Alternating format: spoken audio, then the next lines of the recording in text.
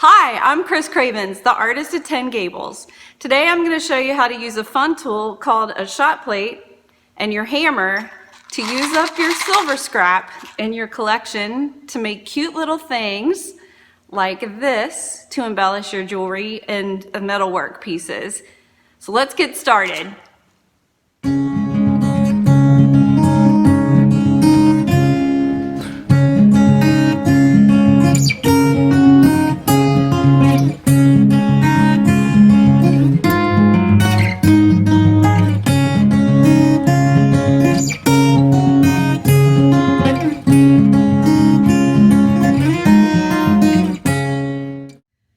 Okay, I'm over here at my soldering station, and I just want to talk a little bit about what you're going to need for balling up your scrap.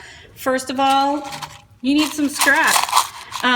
You can ball up sterling silver or fine silver. I like to use the fine, mainly because it's easier to hammer. It doesn't pit as bad when you ball it up when you melt it, and it just also works well with the enamel pieces, so we'll talk about that in a minute too. So I just pulled a couple pieces. This is some bezel wire. I like to just take them and, if I can, just make a little blob.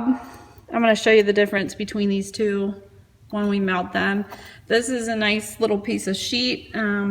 This was just 22 gauge that I cut some circles out of, so this will make a nice big piece. So I'm going to cut this right here, and we'll melt that one too. What I just used, these are shears, metal shears. These are just Joyce Chen kitchen scissors, but man, they cut everything. That was 22 gauge sheet, and it was just like butter. So highly recommend the old Joyce Chens. You're gonna need some safety glasses because we're gonna be melting with the torch, a solder pick. If I was a really good metal worker, this would be completely clean. I wouldn't have used it, but I just grabbed my hard solder pick. I'm not too picky, so solder pick. And of course, you're going to need a torch. This is a Smith air acetylene, and I think this is the #1 tip. Yeah, this is the #1 tip. This guy I use for almost everything. I've tried this with the butane torches, and the bigger pieces just take a lot longer.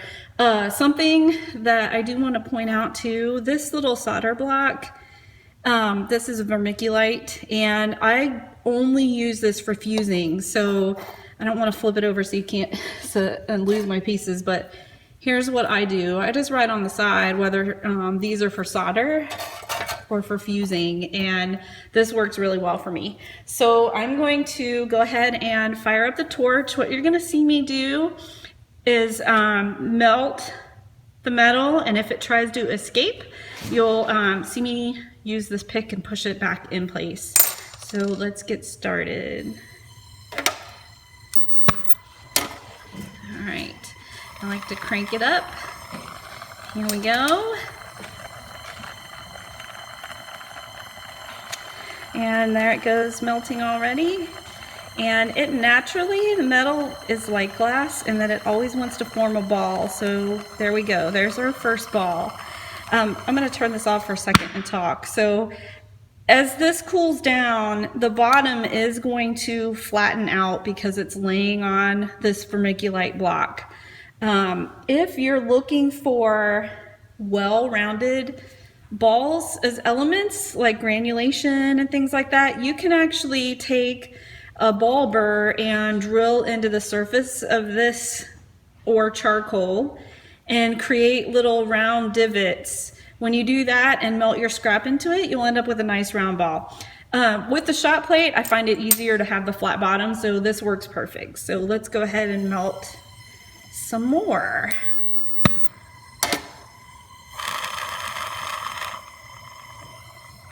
All right, now this one, let's see what it does. See how it's trying to, this little piece right here? Yeah, we've got some escapees. So I just use the pick, push the metal together, and then just give it one final hit just so it melts in well. All right, now let's do the Big Daddy. This one's gonna take a little bit of time, but that's okay, because that's what we've got. Looks kind of cool, huh? So I just, as it's going, just push the metal together. There we go. This one is gonna be really nice for one of the bigger elements in the shot plate. All right, so now you're just gonna let these cool off, and you can quench them. Wait until they're not red. Otherwise, if you try to pick that up, it's still molten, so it will change shape on you. So I am going to go ahead and quench these. Still gonna wait on this, see the red around the bottom? Still not quite ready to pick up. And it looks good now. Ooh, listen to that sizzle. All right. Sometimes, like that, if they get stuck, you can use your pick to loosen them. This one does not want to loosen. All right, so we're just gonna let that cool down, and what I'll do is just after it's all the way cool, I'll use like a palette knife and just scrape it off. All right, okay, now that we've gotten our balls made and we're ready to start with the shot plate, there's one really important step that I like to take after you're finished melting. Whoops, let me see if I can hold this up here close enough for you. So you'll end up with, you know, if you're using charcoal, you'll have some charcoal crud stuck in the bottom. This is a little bit of vermiculite. No matter what you're using, when you let these cool on the surface and it forms a flat edge, you'll end up with some pitting and material there. So we're gonna sand those off. I like to use my safety glasses, entirely up to you. Another recommendation would be some sort of filtration. I'm just going to set this aside so you can hear me today. So I learned this trick from an Instagram page that Instagram profile that I really love called Metalsmith Society. She shares all kinds of tips. I'll include links to everything I'm showing you after we're done with this video. But someone had recommended using clipboards to hold your sandpaper. And I love this. It works so well, especially for sanding things flat.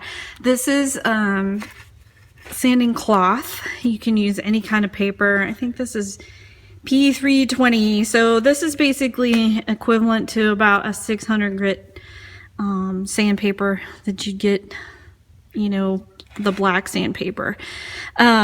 So in my past life, I would sand most of the balls, the really tiny ones. I'll still do this using a set of pliers.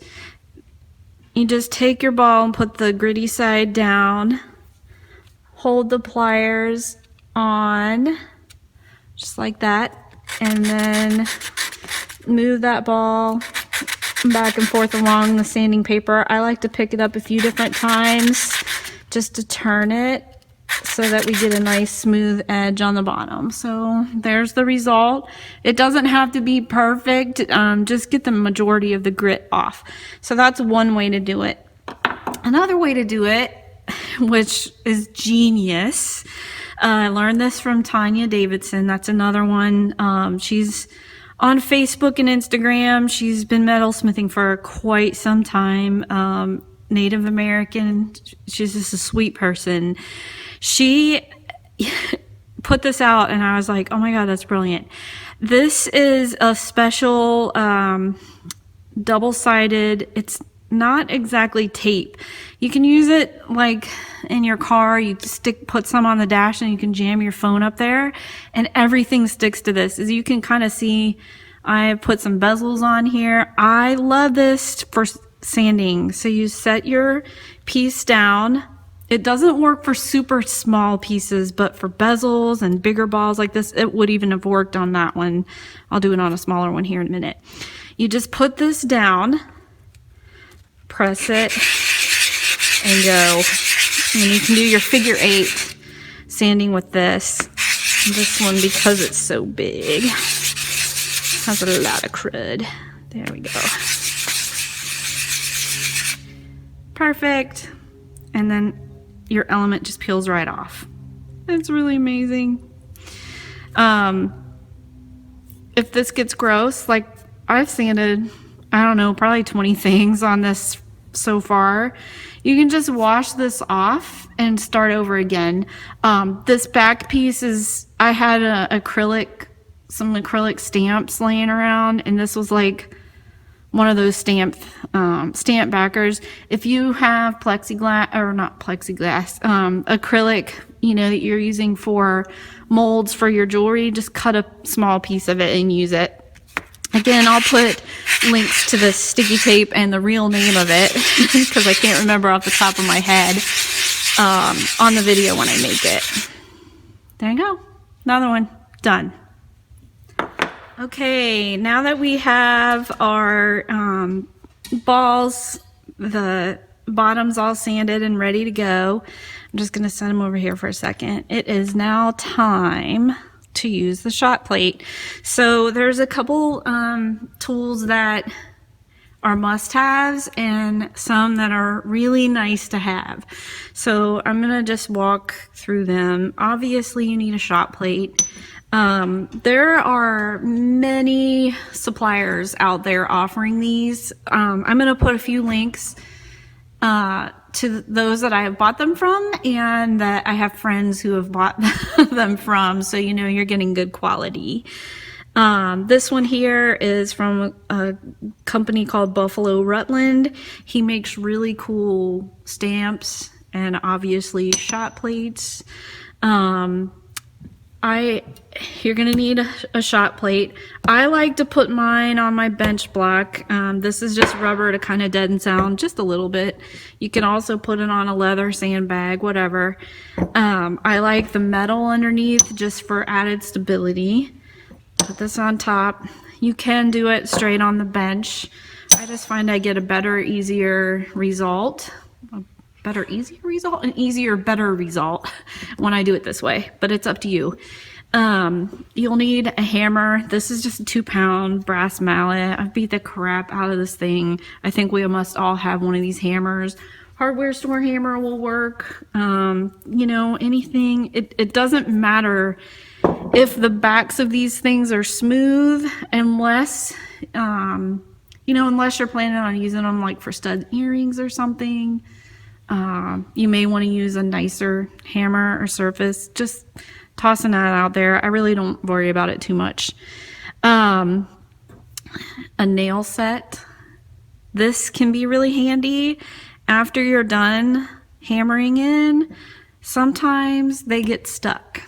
And a nail set put into the back of the silver, hammered in, works well to get it out. And I'm going to show you some examples of that.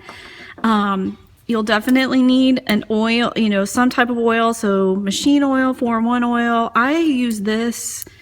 It's a rust inhibitor, and I spray it on everything. It's on all my tools.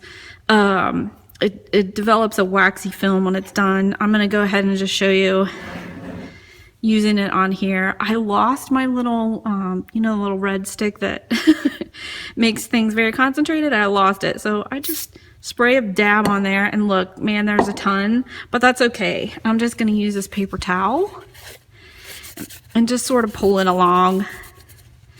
This is the one I'm actually going to use right here.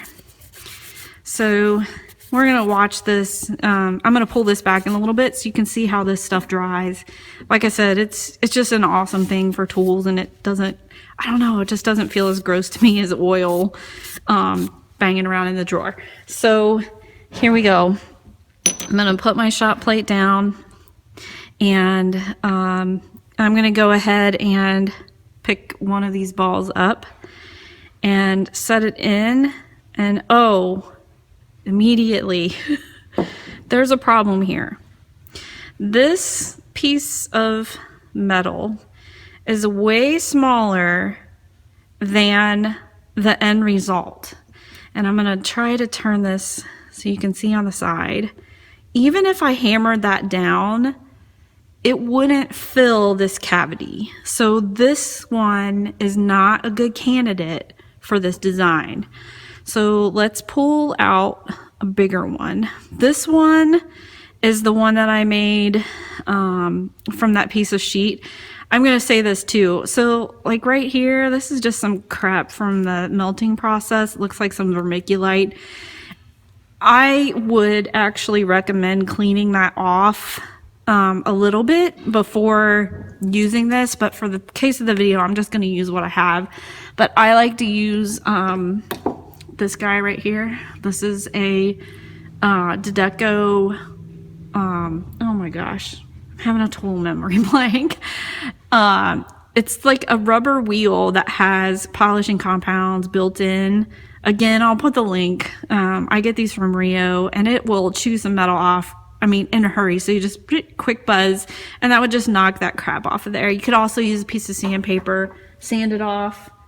I don't have any handy, a small piece handy. So we're just gonna go with this. So I'm gonna set this one down.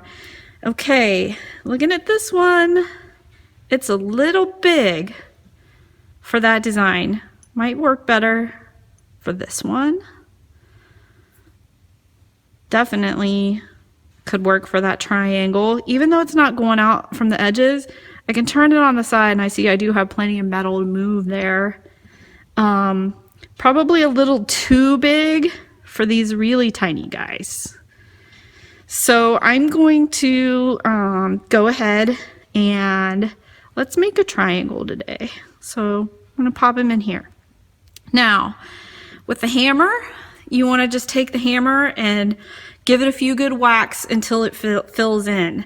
But I'm gonna show you a tool that I love and has changed this game for me. This came from Buffalo Rutland. Again, I'm not an affiliate of any of these tools. I don't play that game. If I like it, I'm gonna tell you about it. This is called, he calls it the Force. And it basically allows you to turn your hammer and your hammer hand into something more like a hydraulic press.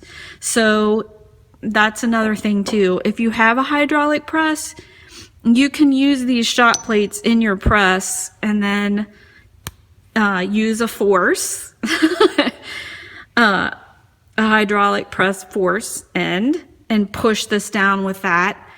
This is the how do we say, the beginner budget way to do it, which would be me.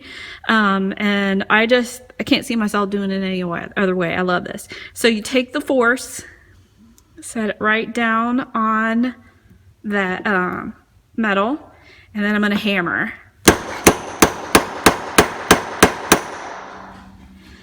I'm looking, and it is going in pretty good.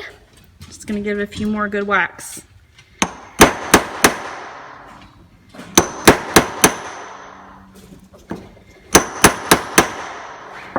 Okay, when I turn this on the side, I can see that I have a nice even fill. It looks like it's gone to all the edges of my triangle. And I'm gonna see if I can, oh, now see, that just lifted out just fine. And there is the end result. All right, now I do wanna show you something awesome. I'm gonna do it on the next one. Actually, I'm just gonna do it on this. I can't remember exactly how this was in here, so hopefully I don't screw it up. And if I do, oh well, that's life, right? We can always melt it again.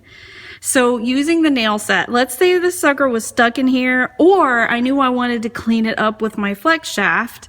I can use a nail set. This is a smaller one. Put it in the center like that. Hammer it in, and boom. Now I have a nice little holder for my decorative bit that I just did out of the shot plate. All right, now I want to show you something else. This tool here is the wire. It's for patterning wire. So you would lay your wire down and hammer across it, or use a hydraulic press. You can use the force and work your way down the wire. I like to tape it on, but this is also fun for adding some texture to these guys. So I'm looking at this layout right here.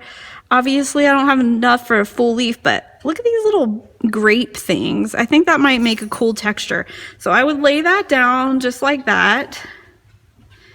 I'm looking for the smoother side of this. Set the force on it. Again, if you're just hammering, this would be a little tougher without the force. You could try to maybe tape it down or just give it one good whack, but because I have this guy, watch what happens now. Take it, hammer a few times so it's nice and flat. Okay, that's pretty neat. So now I have just a little bit of metal with some raised balls on it. I can come back in and saw that off, the edge off.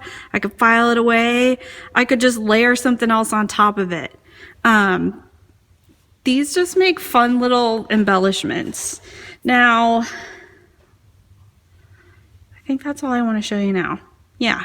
So we've made a couple different examples of using shot plates and wire patterners. I want to take a minute and walk through how to finish these things out so they're ready to solder onto something else, or if you want to use them in an enamel piece, fuse it onto your fine silver. So I'm not going to give a demo of that, but I'll just talk about it in a minute. Okay, I decided to go ahead and hammer one of these in just to show you the difference between using the force and the hammer. In case someone doesn't have this, you know, you could also use, if you're like awesome with steel plate steel and stuff, you could probably fashion something like this. I am not a metal steel fabrication is not my bailiwick, so yes, I would buy something like this. All right, I'm just gonna go ahead and position this guy here. It's a little too, this divot is a little too big for this piece, but that's the smallest one I have on here, so we're just gonna roll with it. Essentially, you would take your hammer, give it a good whack, and another, and another. The risk that you run, let's see if I can clean this up a little bit. It actually turned out pretty clean.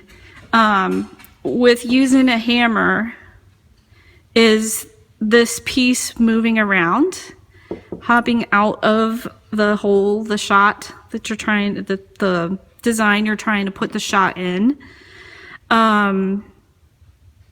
I don't know, once I got this thing, I know I sound like crazy about this thing, but I really am. It just made a big difference to me. I can't tell you how many times I would try to hammer things in here and they would shoot all over. They wouldn't, like this triangle that I did, I wouldn't have been able to get that as precise and clean looking as this one is without the force. Anyway, just wanted to show you the difference, and let's move on to cleaning. Okay, now that we've gotten an embellishment made with the shot plate, let's talk about cleaning it up. This is going to be a little bit of a challenge for me because my camera is like right here, so we're going to see if this works. All right, there's a couple different things you can do. For these bigger edges, you can use your saw to saw them off. So I'm gonna go ahead and actually do that. Let's see, make sure you get a lot nice wax. I'm presuming that you have skills and tools to be able to do this. If you don't, just pop a note in the comments and I'm happy to send you to like YouTube videos and things that I've found helpful along the way. So I'm just going to saw this. I really should be over here. I think I'm in filing mode. Don't ask me why. So I'm just going to saw that little piece off. Let's see if I can catch it. I don't know if I'll be, nope, he escaped. This is nice because you don't end up wasting a lot of extra material, and once I go and find that guy later, I'll be able to put him back in my little scrap bucket, and he'll be ready to go for the next time. So I'm gonna go ahead and saw the rest of these off. Hopefully I don't completely bore you guys.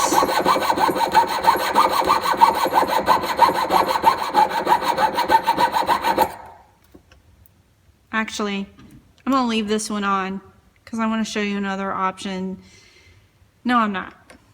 I lied.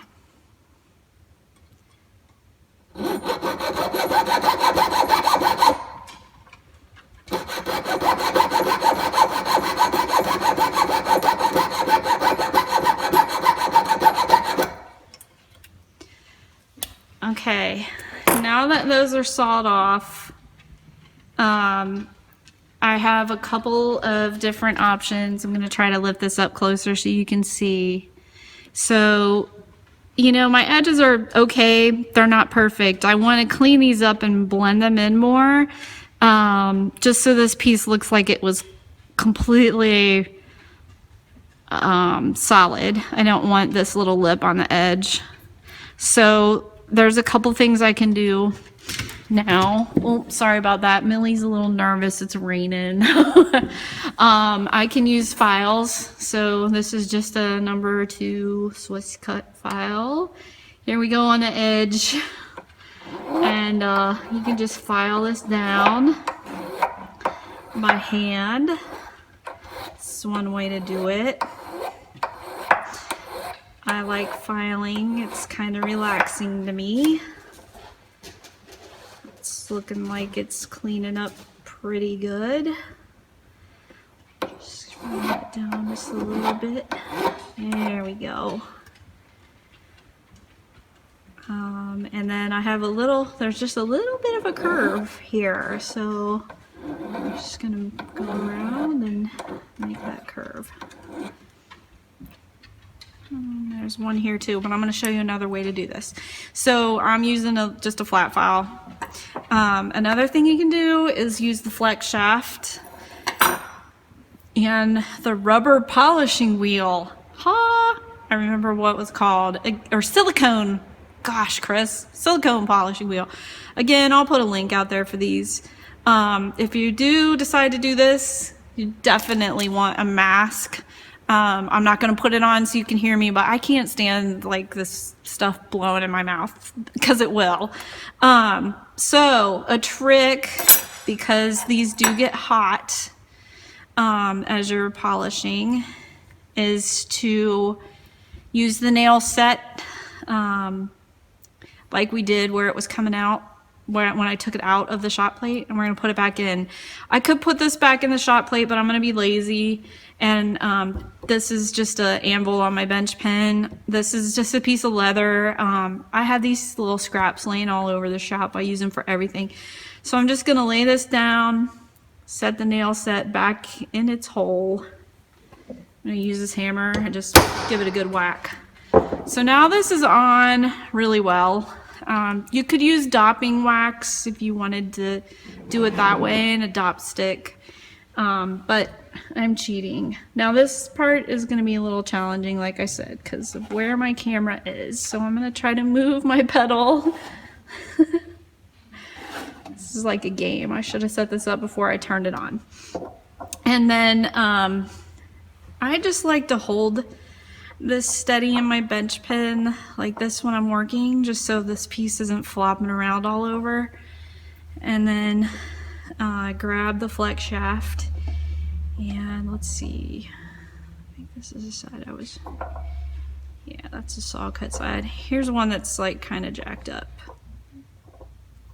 This one. So I can take this and just run it along the edge there.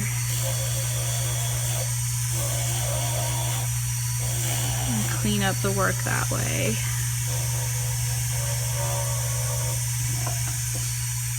This is wanting to spin or shift a little bit, but that's okay. And just pop that down there again. Hopefully this doesn't get too hot on my finger. All right.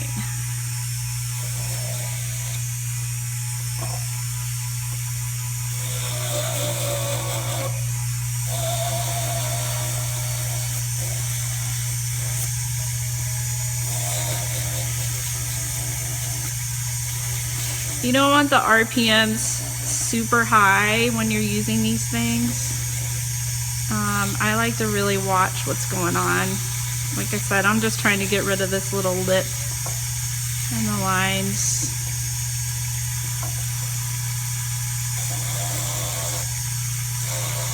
This to me is how you take a shot plate design and make it yours. It's by spending some time on the finishing work. I'm more of an organic girl, like the designs that I make and that my clients like. So I'll even come in, now that this piece is pretty cleaned up, I might even come in and do some extra hits of this along the edge. Remember before, remember when I started and I had all that vermiculite on the ball? That's what these like really dark spots are. So I'm cleaning them off right now. That's what I was gonna say. You can, if you really want it to shine and look awesome when you're done, you want to do that beforehand. But if you forget, it's always possible to do some touch up later. Now I'm actually going in and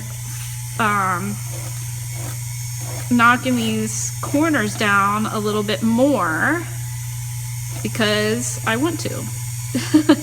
Again, like I said, you can make these standard shot plate designs your own with how you choose to finish them and embellish them later. So I'm going to pull this off. Now I have a nice design. Ooh. Notice what I'm doing right now? Kind of feeling around the edges just to make sure that they're nice and smooth. This one has a little bit of a jagged edge. So I'm going to take this guy again. I'm just going to run along the edge on the back just a little bit to make sure it's all nice and even. Knock that guy off. All right. There we go. So now this is ready to solder or fuse onto a back plate. You can take these things and let's say that you're doing saw and solder Champlevé and you have a design all sawed out, and you solder it onto a back plate. You can also solder this on at the same time, like near an edge, and have a special design that looks like it's embedded in your enamel, even though it's not. I don't know the answer to this question because I've only been enameling for a few years. So I'm gonna try to say this right now. If you want to embed this in your enamel like you would, let's say a silver ball, where you lay down a base coat, put the silver ball on, and then wet pack around it. I don't know if you can do that with these. I've not tried it. I like to file those things down into the enamel and with the aluminum stone and get them all nice and even. So I don't know if that would work, but I do think laying, soldering it onto the silver directly or fusing it on would work fine. Actually, I know that works fine. Okay, just a couple more things to prepare these pieces for soldering or using them as embellishments. You might want to clean up the edges and polish them a little bit.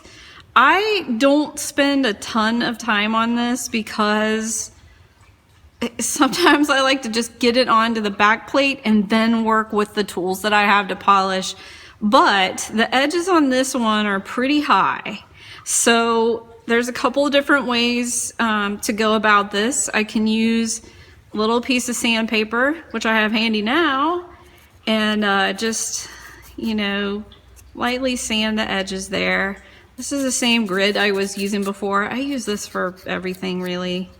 If I really want that high shine look, I would go through and use polishing papers to do this. Again, my jewelry is pretty, I don't want to use the word rustic, but I guess that is a good way to describe it. So I use a lot of brush finishes, so this works well for me. Again, if you're using, you know, high polish, high shine, you want to run through this with like 3M polishing papers or the sponges, you know, the sponge back ones you can get. Another option is to work through 3M radial discs. So I'll just hit this side with it so you can kind of see the difference. So I'm just gonna run along there. These are like the polishing papers. They're in a series of grit. I actually like the way that's looking. I might sand this a little bit first because if I was gonna do this right, I would have started with a heavier grit of the 3M disc. I think there's two, yeah, I know there's like two more that are heavier than this one, and then there's two more that are lighter. This one's kind of right in the middle. So I'm gonna use my sandpaper first just to kind of get that last little bit of line out of there. There we go. All right, now I'm gonna go over it with this one. Again, I like using these, especially the pink one, does give a nice brushed finish. I'm just gonna do the same thing along there, along the edges.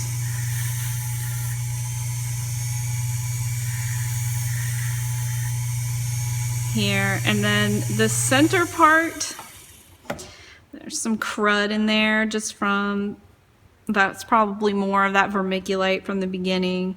So I can go in with the brush, sort of knock that out a little bit. It'll do it.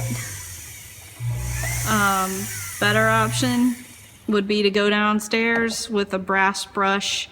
This again is, like I said, I would do this later. Just because these pieces are so tiny, once I get them soldered onto a back plate, it's easy to take the brass brush and water and a little bit of Dawn and like really clean that out, and it looks really good. So anyway, one more thing, but wait, there's more. On the back where I use this little nail set, now I have a nice little place there where I can put some solder, pre-solder this guy, and a little bit more around the edges here to tack it down. That really helps a lot. Anyway, hope you guys have enjoyed this. If you have questions, I'd love to hear them.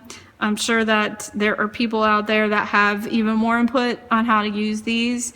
Like I said, I'm a new enameler. I've been doing it for a little over 3 years. I guess no, now it's been almost 4. I think I took my first class with Tom during a June. But metalsmithing, maybe a year. So again, hope this helped. And if you have questions, shoot them below.